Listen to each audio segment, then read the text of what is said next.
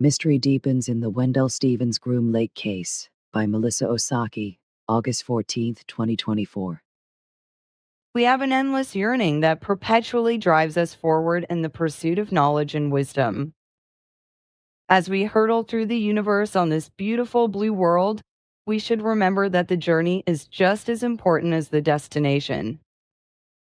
Our journey together prepares us for the destination, while the creation energy impulses help us along the path of evolution. The Wendelle Stevens Groom Lake mystery started as a small curiosity that bloomed into a full-scale investigation. While some may think it's no longer worth researching, I simply cannot forget about it or pack it away. Wendelle would want us to get to the truth, whatever that might be. Let's begin at the end. That is to say, let's begin when the first and only camouflage F-117A was retired. The first F-117A, Model 79-2780, aka Scorpion 1, found its final resting place on a pedestal display on Nellis Boulevard at the entrance to Nellis Air Force Base, Nevada. It was put on display on 16th of May 1992. It was the first F-117 Nighthawk to become a gate guardian. This stealth fighter jet was the one and only model to sport the three-tone desert camouflage paint scheme. It was repainted light gray after the first 10 test flights in 1981. Eventually, it was painted black and has been sitting on the display pole since 1992. It was the first of 5 testing and development models. The first production model, SN80-20785, was delivered in 1982, and operational capability was achieved in October 1983.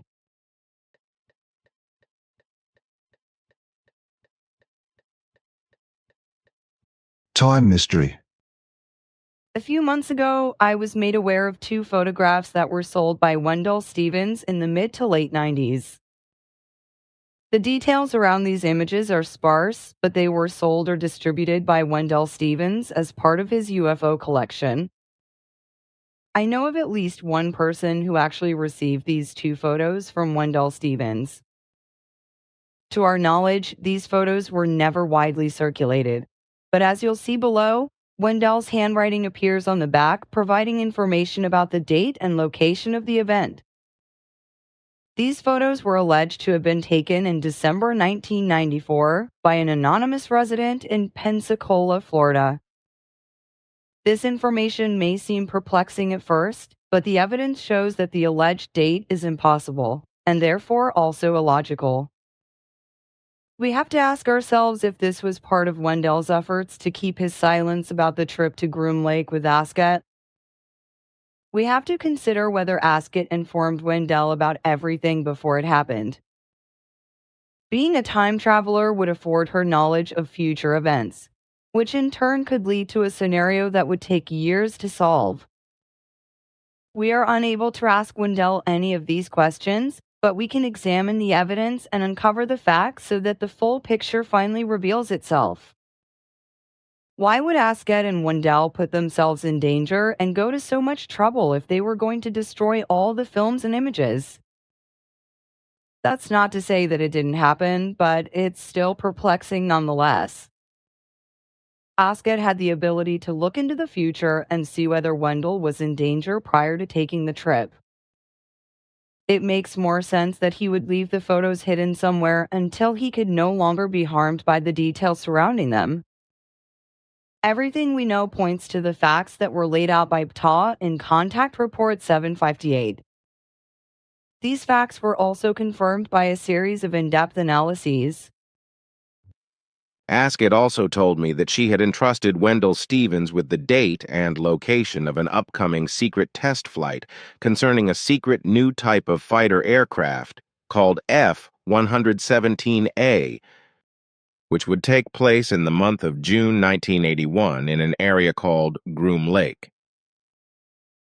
This tempted him, with their help, to enter the area and remain hidden, and then, when the test flight was carried out, to take a large number of photographs at the risk of his life.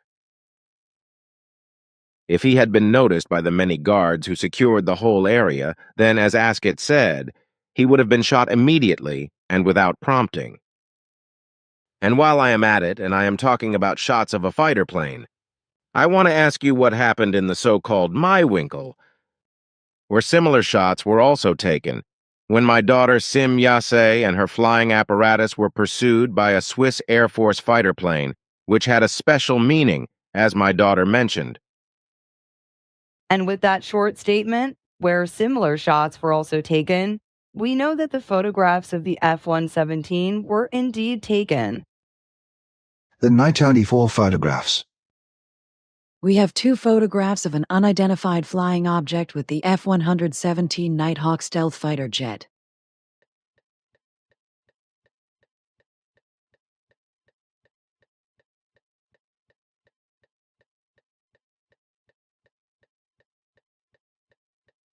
We have the back of the first photo. According to Wendelle's note on the back of the photograph, the flight was alleged to have happened in the Gulf Breeze area of Pensacola, Florida. That area is near the Pensacola U.S. Naval Air Station, which is home to the U.S. Navy Blue Angels and is the initial training command post for naval aviators.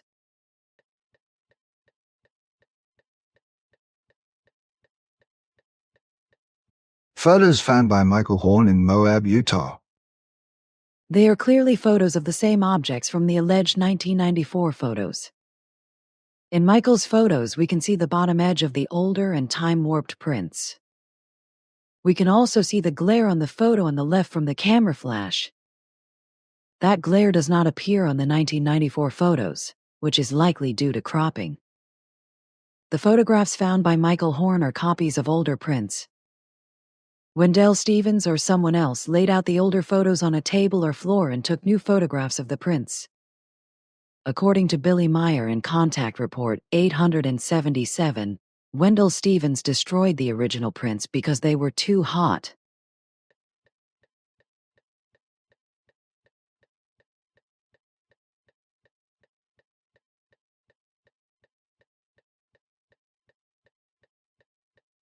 We see the back of one of the photos.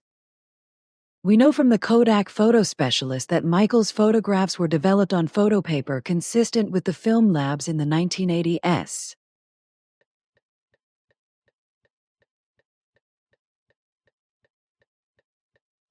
Per the numbers on the back of the photograph, when processed there was brightening added at the lab but little to no color correction. Too hard to read with certainty, even magnified. The numbering convention is consistent with commercial labs in the 1980s, further ruling out tampering at time of development. These places generally used automated darkroom machines. The film's ISO and camera's shutter speed would be very useful because both objects appear relatively sharp. However, some motion blur is discernible on the jet. If I had to testify, I would say that this photograph shows a three-dimensional object between the viewer and the jet that was there at the time the shutter was open. Very warmest regards, Xavier. How did Wendelle Stevens have photographs that were developed in the 1980s if they were taken in 1994? The alleged 1994 photos were developed on newer edition Kodak photo paper. They are poorer quality than the images from the 1980s. Any hints pointing to the edge of the older prints are cropped from the 1994 images. At a time when photo and digital forensics were still in their infancy for the public, one wonders if anyone questioned whether these photos were indeed taken over the sea in Florida. To the naked eye, it's quite plausible. In fact, the resemblance to Pensacola, Florida is quite remarkable. Did Wendelle Stevens falsify the date and location as a decoy to keep the U.S. henchman off his back? Having photographs from a classified and top-secret military base would surely land Wendelle in a worse predicament than prison. Did Wendelle Stevens crop the 1994 images to remove any evidence of the older prints? Was the image resolution decreased in order to hide the real location? Let's examine further why the 1994 date is impossible. The simple answer is that we know the jet in Wendelle's photos had the three-tone desert camouflage paint scheme. The camouflage model didn't exist in 1994. It was already painted black, retired, and hanging on a display pole in 1992. The only flights that took place when it had the camouflage paint was at Groom Lake, Nevada. It was painted light gray after the first 10 test flights in 1981. How did Wendelle Stevens get photographs of the first pre-production model F-117? How did Wendelle Stevens get photographs that could have only been taken inside Groom Lake, Nevada, aka Area 51?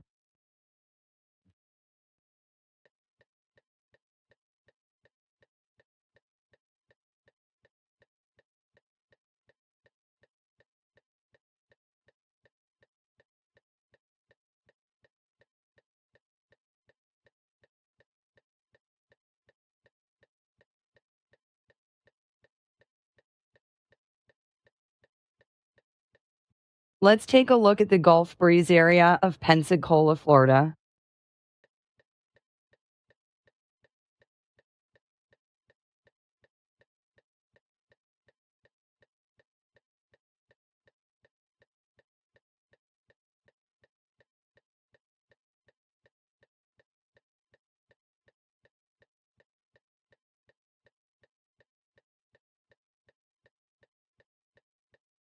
It doesn't take much to see the incredible resemblance. It's quite remarkable and breathtaking.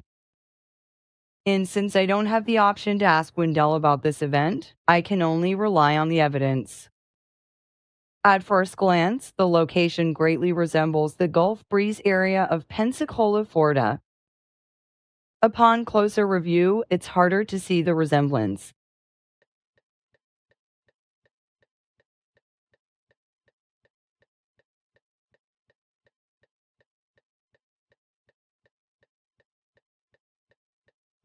You'll also notice how much clearer I was able to get Wendelle's photographs.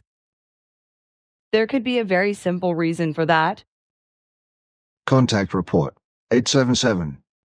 What can be said now is that the photos and films he took at Area 51 were made with my cameras, which I had lent him, and I also took care of developing the slides and films, because it was too hot for him to have them developed in America. The slides and films were also too hot for him, which is why Ascot and I advised him not to publish them, after which he finally destroyed them in Ascot's and my presence.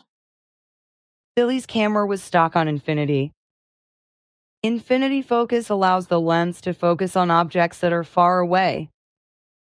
The light rays reaching the camera sensor are essentially parallel. This minimizes blur and results in a frame that is mostly in focus. Even with it being an old camera, the clarity of the mountains is striking. There are too many questions that must be answered before any claims of fraud or a hoax can be made. If it was a hoax, I'd like to give the hoaxer an A+ for their efforts. It would also mean that someone else besides Ascot and Wendelle had knowledge of the future. Questions that must be answered. How did Wendelle Stevens get photographs of the first pre-production model F-117 from 1981? How did Wendelle Stevens get photographs that could have only been taken inside Groom Lake, Nevada, aka Area 51? How did Wendelle Stevens have photographs that were developed in the 1980s if they were taken in 1994? Did Wendelle Stevens falsify the date and location as a decoy to keep the U.S. henchman off his back? Did Wendelle Stevens crop the 1994 images to remove any evidence of the older prints? Was the image resolution decreased in order to hide the real location? I don't know if we'll ever get the answers to all these questions, but the case will remain unresolved until we do. I think the simple answer is that extraterrestrials assisted and guided Wendelle. When you eliminate the impossible, whatever remains, however improbable, must be the truth. Author of Sherlock Holmes Conan Doyle.